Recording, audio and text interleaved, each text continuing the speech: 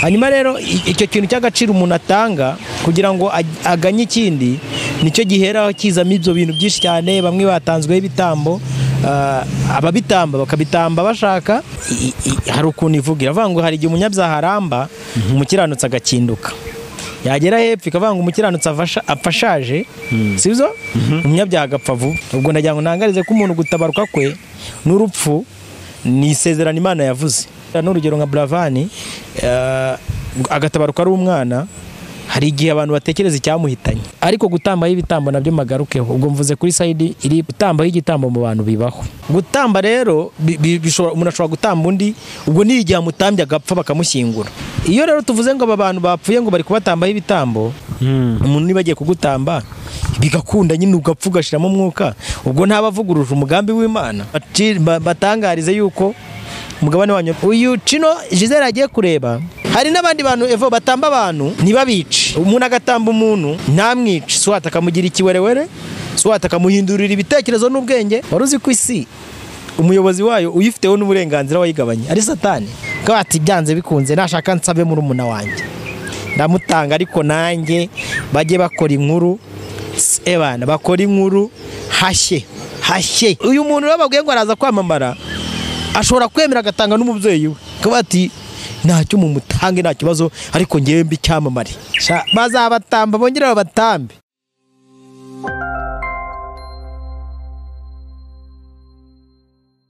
Yes, reka nanjye mbasuhuza mwese badukurikiye ku Isezerano TV. Ni by'agaciro gakomeye cyane kwa mugarutse kwa natwe mwanya nk'uyu nguyu.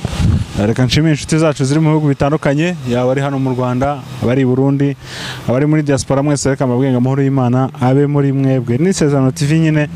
Kuri kamera turi kumwe na Prince Robert. Prince Krame Gikomangoma cyavuye harya ntago uzi ko nongewe na Yesu.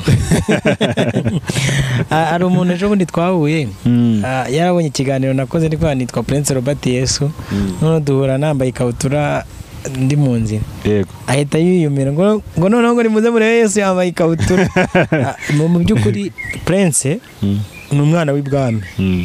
Hanyuma tugirirwa amahirwe iyo umaze gukura ukamenya kuri ku ijambo ry'Imana, utangira kukumva ko uri umwana w'Imana. Ariko hari ahantu hagera none Imana ikakwishurira ikakwereka uburyo ki uri umwana w'Imana ko umutera, sibyo? Rimwe na rimwe abantu bose bo mu by'ubu buzima baba bavuga ko ari abana b'Imana. Nta muntu wabwira ko atari umwana w'Imana yakurangiza, ariko umutima wacu ubuzi niba koko turi abana b'Imana cyangwa turi abana b'Imana. Rero kuva Imana niba ari ushobora byose, ari utegeka byose, ukaba uri mu mugabane w'abana b'Imana, kwita igikomangoma numva nta kintu byaba bitwaye. Warangiza ukongeraho na Yesu. Yes. Nawe Yesu se ko wakongeyeho? Kukongeraho Yesu ni izina bisanzwe. Sinzi niba udukurikirana umupira w'amaguru, mu Bwongereza hari umutipe ukinamo witwa Gabriel Jesus. Urumva na mama we yamwise Yesu. Me ariko nge ntago aricyo narishyiriyeho nkaho ari barinyise cyangwa riri mwiranga muntu. Mba numva ari ya fierite yo kumva ko ndi umukwe, ndi umukaza cyangwa se nduwo Yesu yakoye.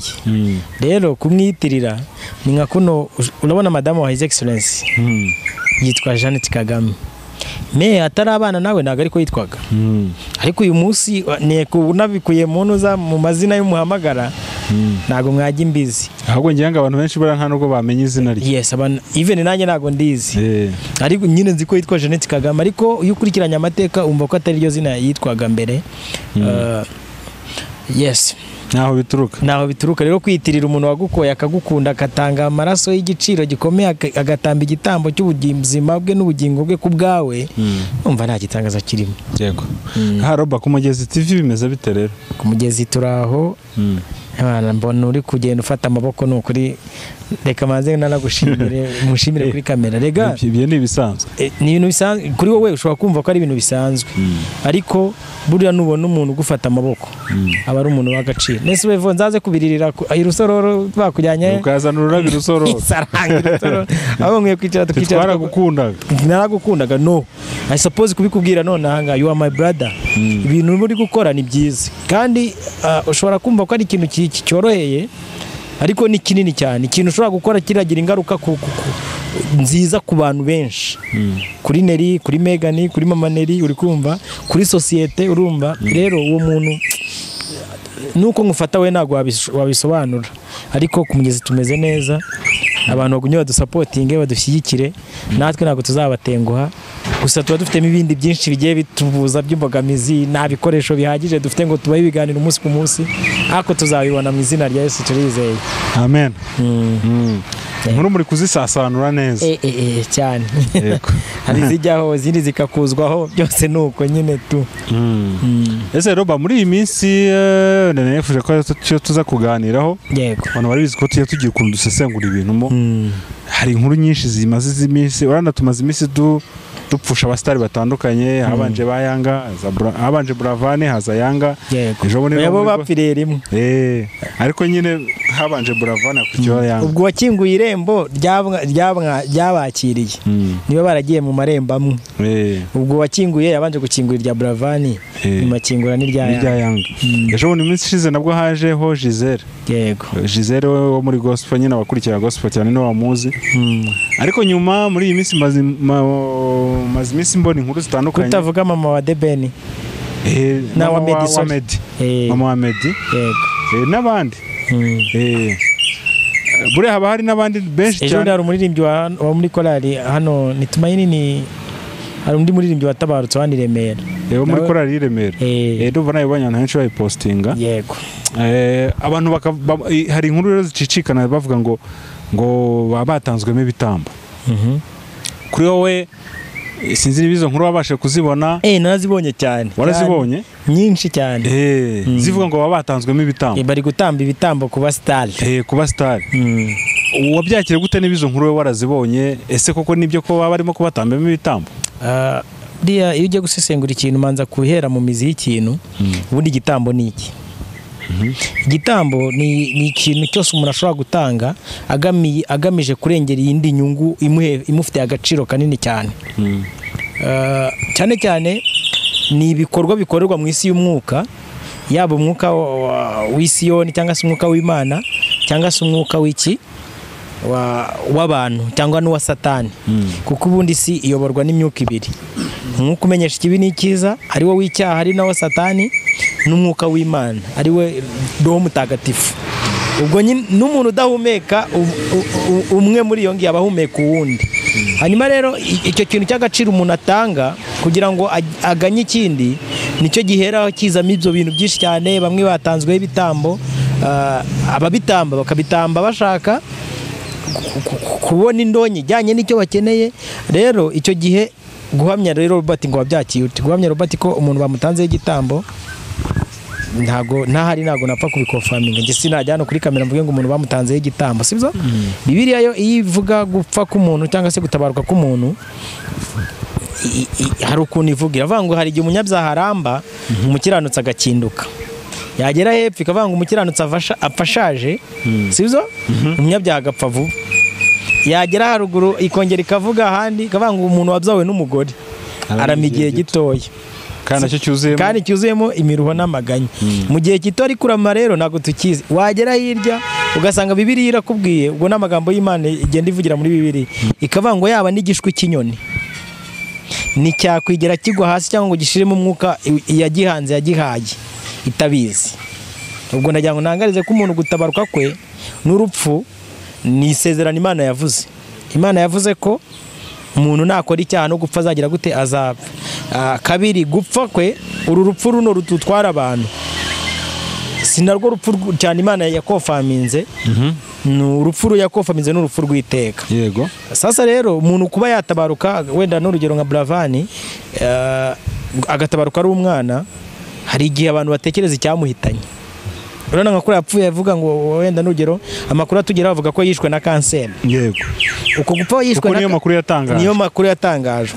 Uko gupfa yishwe na kanseri, ariko abakurura imibanire nawe nuko bari kumwe nawe bakibuka ko uyu muntu atabarutse mu gihe kingana n'amezi angahe, 2. Bagakuraga bati abandi nibura kanseri ko bayirwara, abantu bacu tukabarwaza bakajya ibutaro bakajya nayo, ariko tukababona, sibyo? Akaba ari uwashaka izindi mpamvu runaka zo gupfa. Abantu bavuga ibintu byinshi bigiye bitandukanye, ariko gutambaho ibitambo nabyo magarukeho. Ubwo mvuze kuri side iri positive ko nta bikofaminga ngo umuntu bamutanzeho igitambo utaruha utazi naho byatambiwe. Gutambaho igitambo mu bantu bibaho. Yego. duhereye kuri Bibiliya ivuga igitambo gikuru aricyo Kristo.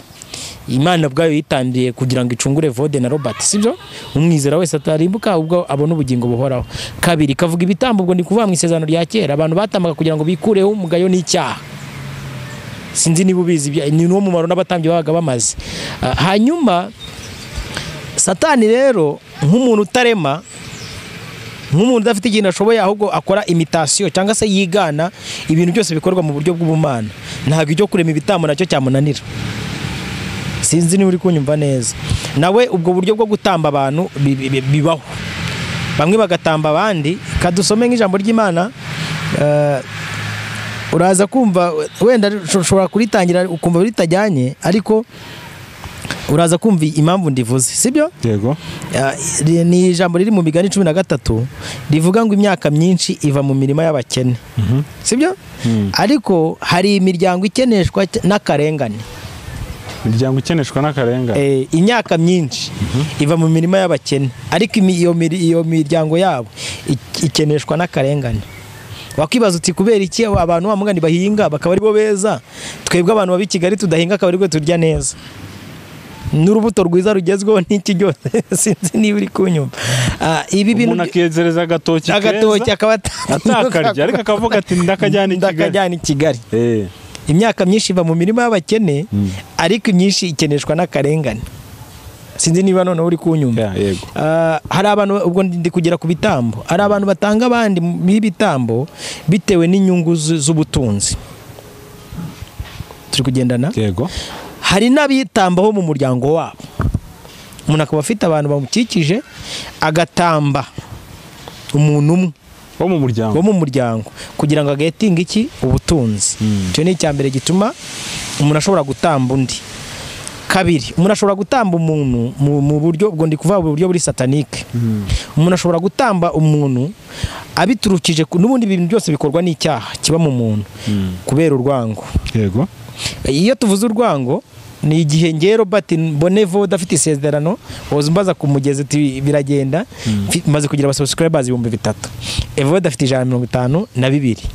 Noneho umutima w'icyaha ukambiramo, wamara kumbiramo nkatangira kubona sinite ku mbaraga Evo yataye kugira ngo agere kuri aba subscribers cyangwa se kuri iki gikorwa igihe yagitangiriye nahageze, ahubwo umutima ugatangira kunegeka ko nagakwiye kungana nande na Evode. Kubera ko nashoboye kumushobora rero nkashaka ikintu cyose cyamusubiza inyuma. Yego.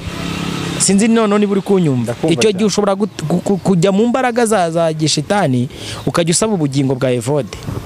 Swati kumukubita hasi, icyo bita gukubita hasi ni ukumwohereza wenda nk'amahembe, kumwohereza ibicanege by'ubuzima, kumuroga. Uri kumva? Ibyo bikorwa byose uri gukora ni ibitambo bishaka kuguha umunezero w'icyo washaka kugeraho utagezeho.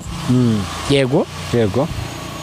Gutamba rero umuntu ashobora gutamba undi, ubwo ni igihe amutambye agapfa bakamushyingura. Umuntu ashobora gutamba umuntu bakamushyingura, sibyo? Ari ikintu runaka amushakaho cyangwa se hari inyungu runaka agize gute amushakaho. Swati iyo rero tuvuze ngo aba bantu bapfuye ngo bari kubatambaho ibitambo, hari icyambere twirengagiza. Umuntu wese wabyawe n'umugore, twabonye Bibiliya ivuga ngo arama igihe gito, umuntu wavutse aba agomba gupfa.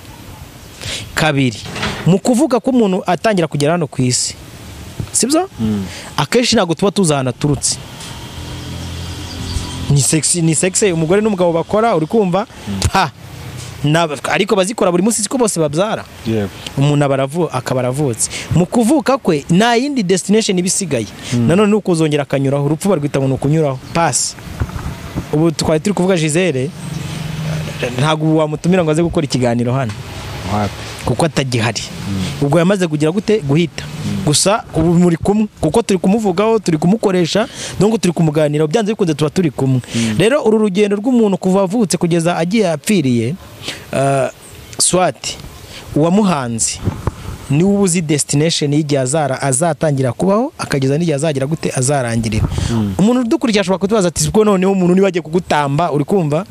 Umuntu niba agiye kugutamba bigakunda nyine ugapfa ugashiramo umwuka, ubwo ntabavuguruje umugambi w'Imana.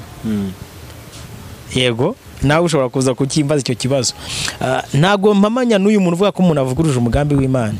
Ari aha abantu bose tugambirira ko bapfa, ubwo mvuge nka Robert nabonye uvuze abandi bantu babyumva nabi abantu bose tugambira ko bapfa ndetse nabo tugerageza gushyiraho tekinike z'ukuntu bapfa siko bapfa ndabeshya oya abantu benshi bagerageza kugambanira abandi bagerageza no kubashyira ahantu bakabica hari n'ababatema umuntu agasanga yatemye undi ariko kubera ko day yo gushira mu mwuka yo guhumeka bwa nyuma itarashira ukagenda unabona ko yanoze cyane wagaruka ejo ugasanga muriho mugabo narinzi ko wapfuye bimeze bite rero icyo nemera cyo umuntu bashobora kumutamba uri kumva urugendo rwe n'ubundi akaba ariho rwari rurangiriye swati hari n'ibintu abantu bakora mu mvugo z'ubumana buri imana abantu bayifata bijyanye n'ibitekerezo by'ukuntu bangana sinzi niba uri kunyumva abantu bafata imana bijyanye n'ukuntu bangana uzareba abantu benshi babarira imana mu bikorwa yabakoreye no mu bitangaza yakoze kandi imana iri hejuru y'ibyo bintu zose uriya kugira ngo imana yishyikirize abantu hari n'ukuntu imanura ibitekerezo byabo urabona nk'ukuntu yatanze Yesu akaba umuntu ni nko kugira ngo tubashe kwishyikira ingano yayo ukuntu ingana ariko ubundi imana iri hejuru y'ibintu byose yego mu rwego rwo hari n'igihe yikurura kugira ngo itweyegereze Bibiliya ibyungero z'ukuntu imana yajyaga yiyegereza ikigereranya nk'igiti cyangwa se igafata Satani ikamugereranya n'igiti yabwiye Adamu na Eva muri Edeni yavuga ati nimurya kuri iki giti kimenyesha ikibi n'ikiza no gupfa muzagira guti muzapfa ariko mu by'ukuri ntabwo yavugaga igiti nk'igiti nk'iyavoka yavugaga Satani kuko ni umenyesha umuntu ikibi n'ikiza na Yesu ubwo yigeze kuvuga ati nyamara ngewe ndi igiti cy'umuzabibu namwe muri iki muri amashami rero mu rwego rwo gushyikira imana evo reka mvuga aka kantu abantu badukurikiye banyumve uziko imana ishobora gushyigikira igitekerezo cya Evode igakora umugambi wayo kamfata urugero rwa hafi abantu mwakurikiye inkuru ya Gisele ngenda agiye kuyikavaringa kuko yari inshuti yanjye ikomeye cyane abantu bakurikiye inkuru ya Gisele nibyo natekereje nka Robert hatagira umuntu unyumva nabi sizo ngiye mpamya ko imana ishobora kuba yaracyuye Gisele precious kubera umugambi wayo ariko ushingiye mu migambi y'abantu gute abantu baze kumva ibintu birakomeye abatanze ubuhamya bwa Gisele bavuga ko ari umuhanzikazi w'umunya-Nigeria yagiye kureba muri kimwe muri bihugu bya East Africa Tanzania ubye Kenya hamwe muri aho ngaho yaramukundaga Gisele yagiye kureba umuhanzi yes papa wamuhatike agiye kureba Chino sumuzi no w'umunya-Nigeria uririmba gospel agiye kureba uyu muhanzi arateganya muri Tanzania kumureba yo yarafite igiterane yagira ngo bakorane collab even na management ye yari yaraganiye nayo ko bakorana collab Gisele agiye kumureba agezeyo umuhanzi management y'uwo muhanzi ramubaza iti eske muzike yawe ukora ni ya business cyangwa ni ya gospel nivuga ubutumwa bwiza Gisele arababwira ati ngiyewe nkora muzike yo kuvuga ubutumwa bwiza management ya Chino iramubwira ati twebwe dukora muzike ya business kubasa abantu babiri batandukanye yego kuko Gisele akundaga Chino aravuga ati nta kibazo twakora indirimbo ariko urumva intumbero ya Gisele niya Chino ziratandukanye bapanga yuko azajya kumureba muri Kenya ejo kuko Gisele agiye kumureba twiti banono bapanga ko azajya kumureba muri Kenya Chino azagaruka muri Kenya afite igiterane akazajya kumureba mu kwa 12 yaragize gute yarabyaye bagahura amakuru ndahagazeho ntazi ushobora gusanga hari abantu nakubwiye ko isi yoborwa n'imiryango n'imyuka ibiri ubundi umuntu udakorera imana bakora Satani ba bantu bajya bishyiramo mu rwagati bagakonja ngo babize ntibabaho imana ibashyira mu gatebo kamwe niyo mpamvu biyita ngo ni inzira nyabagendwa sureba Evo abantu badukurikiye reka mbabwira aka kantu nkomeze ikintu nari ndi kuvuga iyo umuntu azi ko ari umunyabyaha saa sita ku mugoroba akaba azi ko ari umukiranutsi uwo muntu aba ari mu gataro kamwe aba ari mu gatebo kamwe n'umunyabyaha uzi ko ari umunyabyaha mu gitondo akaba n'umunyabyaha ku mugoroba kuko mu ijuru bazi ibice bibiri mu ijuru bazi igice cy'abakiranutsi ari nabo Imana Bibiliya ivuga ngo ijisho ry'Uwiteka irihoza ku bakiranutsi n'amatwi yayo ari kugutaka kwabo sibyo noneho ikongera igahamya abandi bane kavuga ngo umuntu wese ukora icyaha wese ni uwa Satani abakora ibyaha ni abasatani n'ingorano zabo n'urupfu rw'iteka sasa rero uyu utayoborwa n'umwuka w'Imana uyoborwa n'uwa Satani ni ibintu bibiri. Abishyiramo hagati ko Satani yabayoboye ku mugoroba, ku manywa akaba ari Yesu bayobora, batangarize yuko umugabane wanyu ni uwo kurimbuka. Rero nari mbivugiye iki? Uyu Cino Gisele agiye kureba simbizi, ariko akenshi ukunda gukurikirana amakuru y'abana bahanzi b'abanya Nigeria, abenshi baba bari mu nino miryango y'ibanga iyobora isi za Illuminati na Antikristo. Imana rero mu bumana bwayo ishobora kwicara ikabona Gisele yamaramaje, sibyo? Ikabona yamaramaje ikavuga ati mbo nzajya kumureba, kandi koko ikaba yajya kumureba, akaba yajya kumureba. Imana ikica akaba ati rero Gisele aho kugira ngo nkuhombye reka nimure ubuzima, sibyo? Icyo gihe nimwimura ubuzima, uri kumva mu mugambi wayo hari uraza kumva iyi nkuru, kuko nyivuze n'ubundi n'abana twe turi kumwe mu buhamya. Umubyeyi we niwe yitangaje, Jiven na Nikodemu ni manager niwe wasaga nk'umu managing, nawe yatangaje iko iyo case yari iriho. Hari umuntu ushobora kumva akaba ati uriya mwana baramutambye, ariko mu bumana Imana ishobora kuba ati kanyura umugeni wanjye, kuko inyuma yo nindindiriza indi minota ushobora kubura ubugingo bwe. Kuko nge ukuntu mfata Imana nyifata nk'umuhinzi wahinzemo uri kusarura mu murima wayo, cyangwa se uri kwicira mu murima we.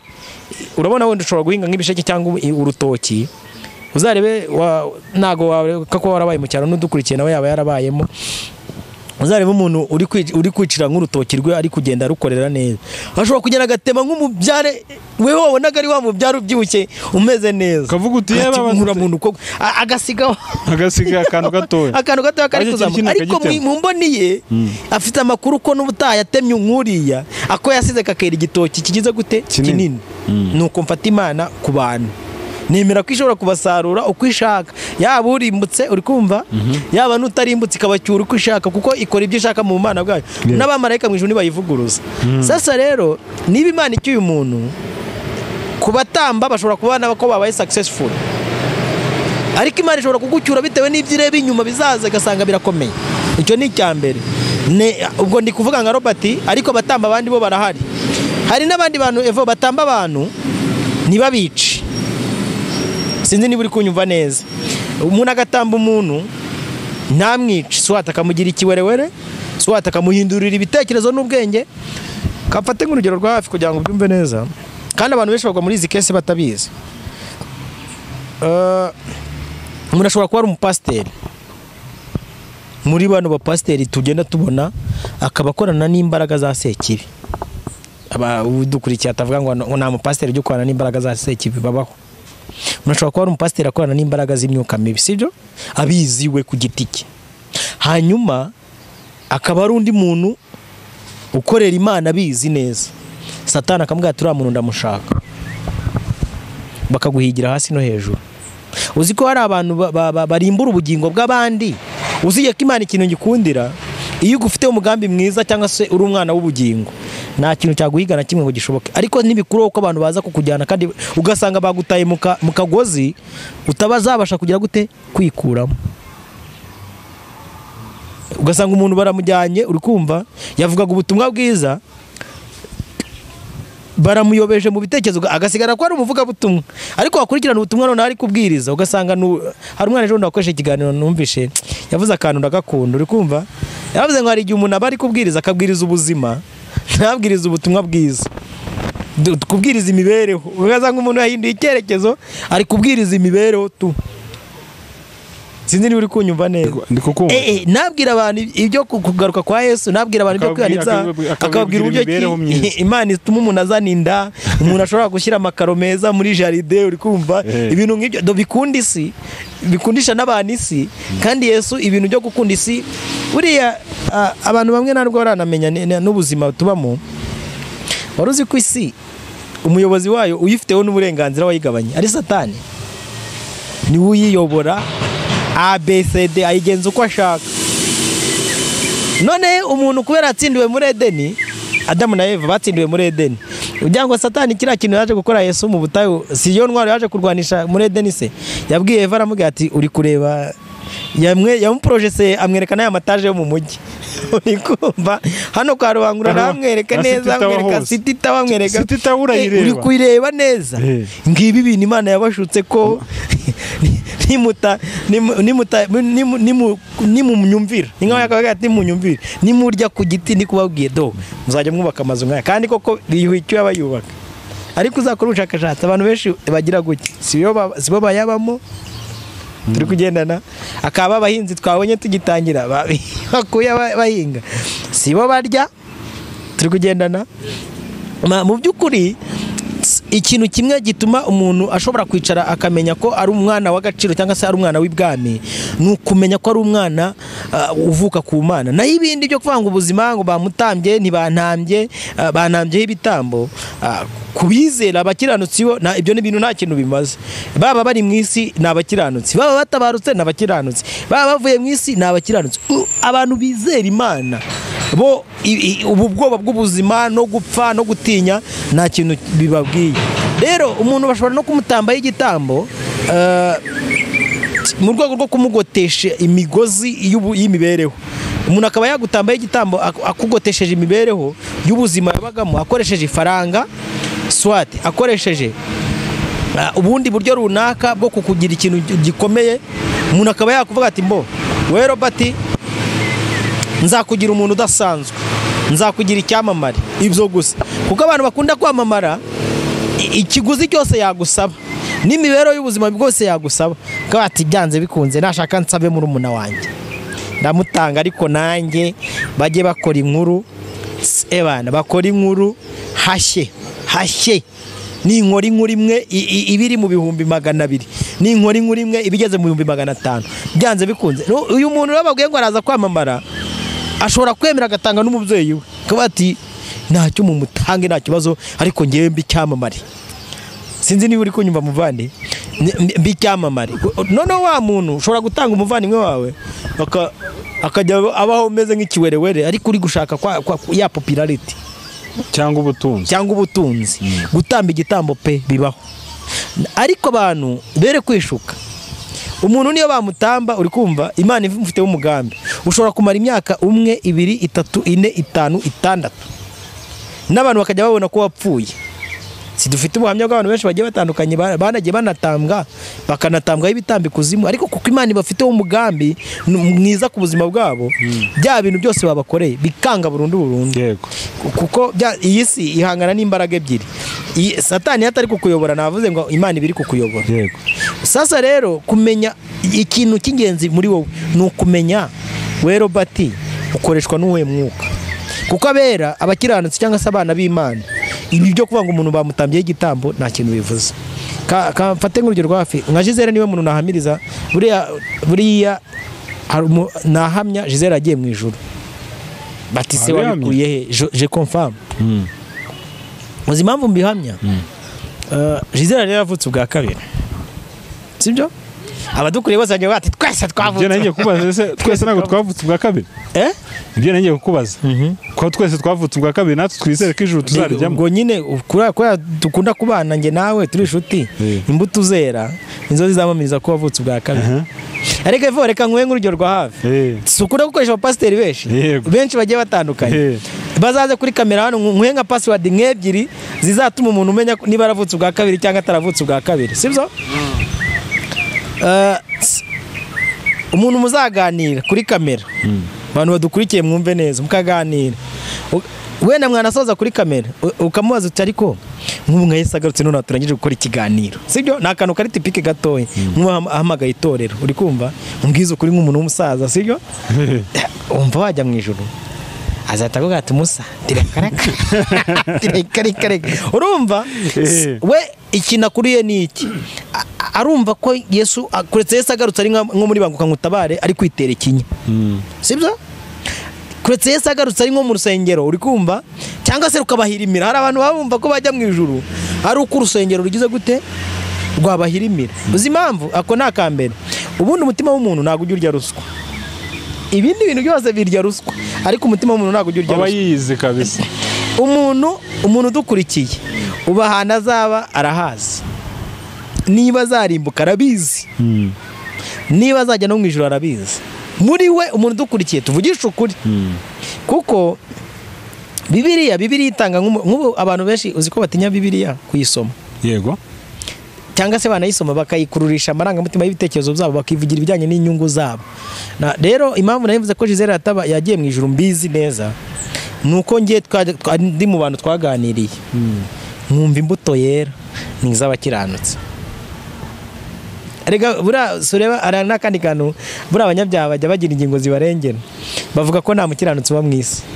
Intungane bwira 17 sijyo bazatubwira aho byanditse nta hantu biri nta hantu namwe biri uri kumva ariko Bibiliya yivuga ivuga abakiranutsi ikavuga n'abanyabyaha.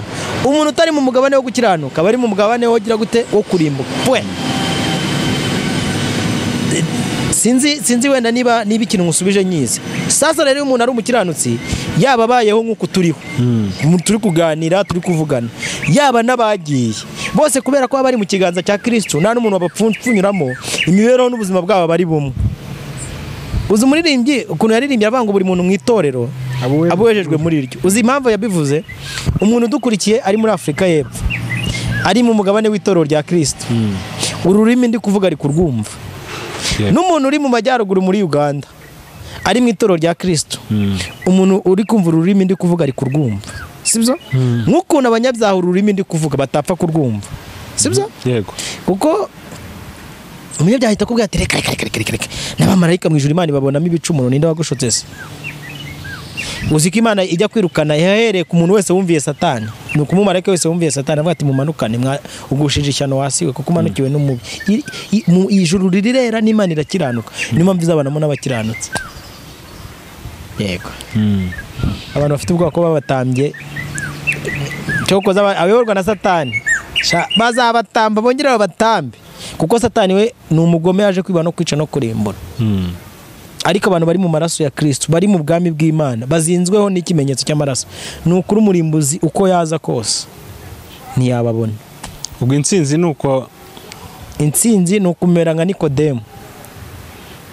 Nikodemu uzi amakuru ye? Yego. Yaraje asanga Yesu aramubwira ati mwigishwa rero nje kukureba ariko mfite ikibazo gikomeye cyane. Hari igihe mura n'abantu nkabemeza nkavuga izina ryawe nkavuga ukuntu Yohana yakuvuze ebana ndetse n'inyangamugayo muri karitsiye abantu baranyumva barankunda. Atari ko iyo ngeze ahiherereye nisatse ndinyeganyeza nkumva nzarimbuka. Yesu amuha igisubizo nyacyo aricyo naha n'abantu kizingiyemo intsinzi. Nabwo ati Nikodemu ntago kumvuga gutyo kumvuga mwami ntago ariko kujyana abantu mu ijuru bisaba ko umuntu avuka ubwa kabiri. Ati umuntu w'ubwanwa nkanjye yigira ati ubu nsubire mu nda ya mama kugira ngo bongere bamvutse.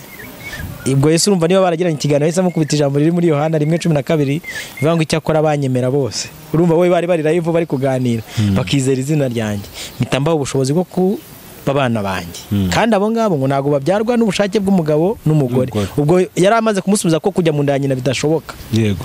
Sibyo? Ngo ahubwo abo ngabo babyarwa n'ibise by'amaraso nzamena ku musaraba. Amusobanura donc kuvuka ubwa kabiri uko ariko no kuvanamo ibitekerezo bya muntu n'inyama n'amaraso ya muntu ugashyiramo Kristo. Akandi ka kabiri nakuvuza kambere k'abantu zabona bazarimbuka. Sibyo?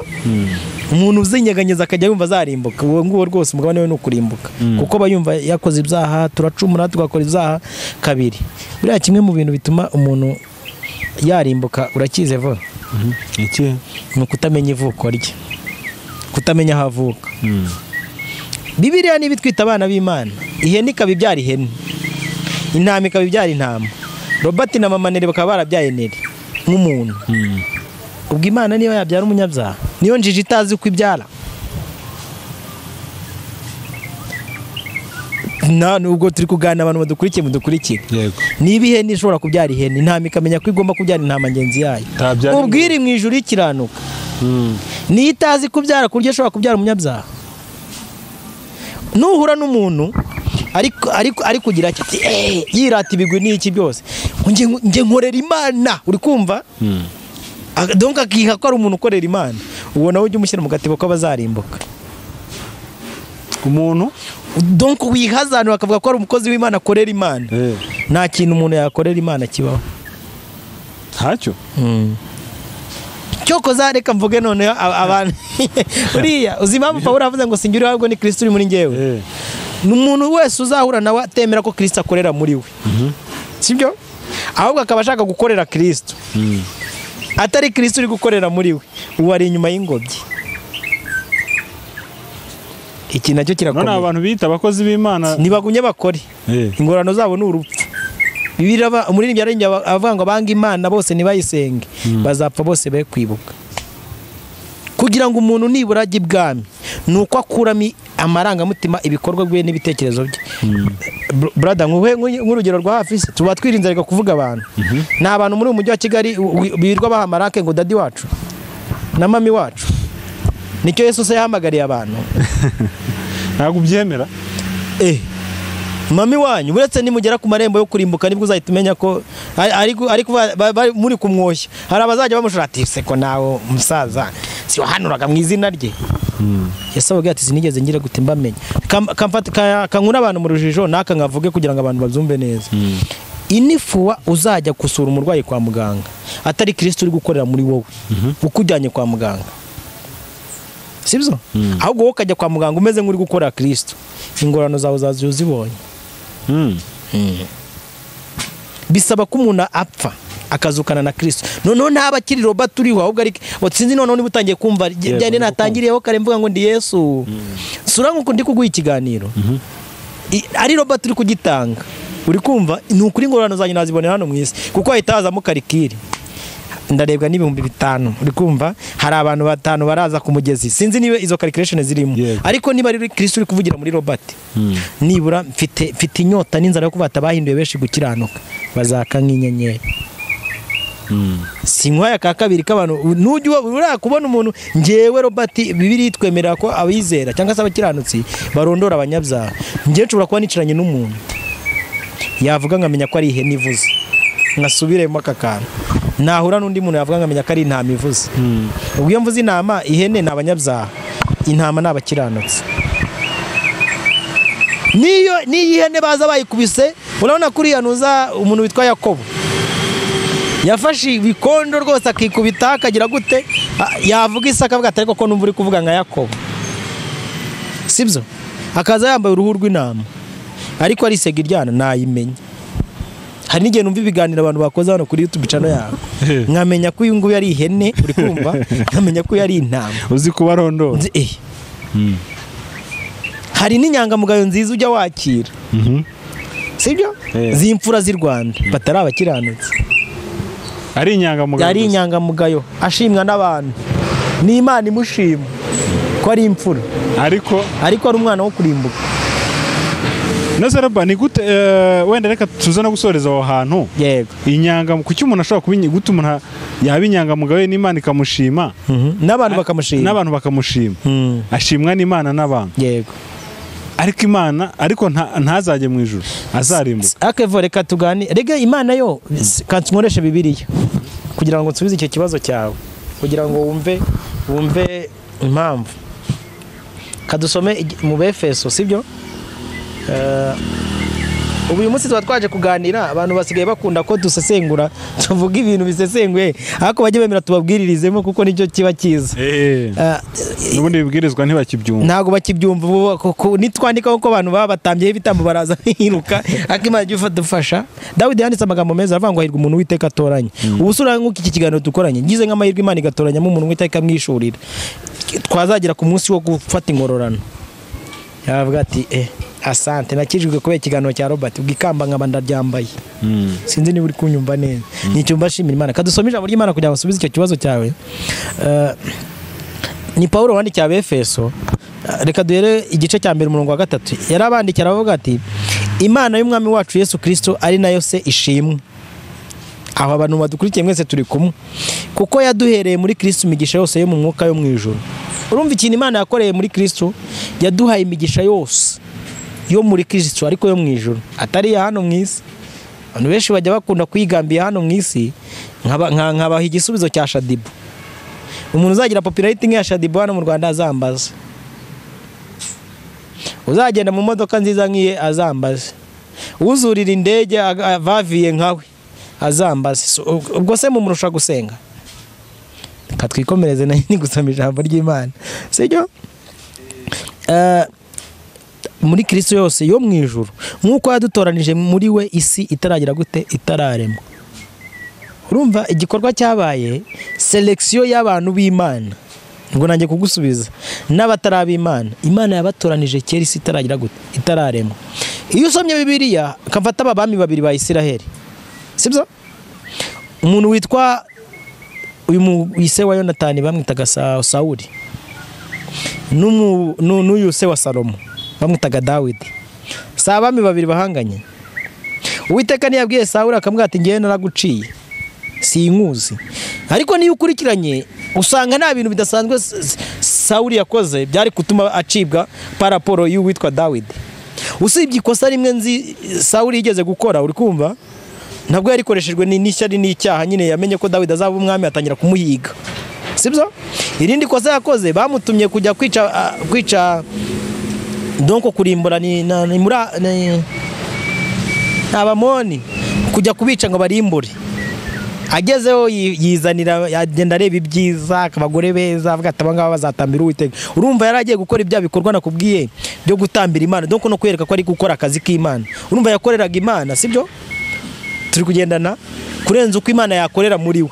Ariko wibuke Dawidi we Imana yaramutoranije, ijya kumutuma umuhanuzi, aramubwiye ati genda ujye kunyimikira umwana kwa Yesaya, ufite umutima umeze nk'uko ngize gute, nshaka.